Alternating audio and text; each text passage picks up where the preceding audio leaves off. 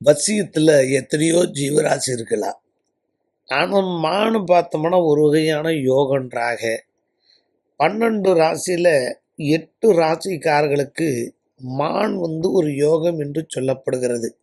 மானை பார்த்துட்டு போனீங்கன்னா வாழ்க்கை மாறுவதற்கு வாய்ப்பு உண்டு. நிறைய மக்கள் வர்றாங்க, மானை பார்த்தாலே மானியா அப்படின்னு சொல்கிறாங்க. யானையும் வசீகர தன்மை உண்டு, மானுக்கு வசீகர தன்மை உண்டு. மானை நீங்கள் அசால்ட்டாக பார்க்கணுன்னா திருவண்ணாமலை போக நிறைய மான்கள் அப்படியே வெளியில் சுற்றுற மாதிரியே சுற்றும். ஃபாரஸ்டில் அப்படியே எட்டி பார்த்தீங்கன்னா தெரியும்.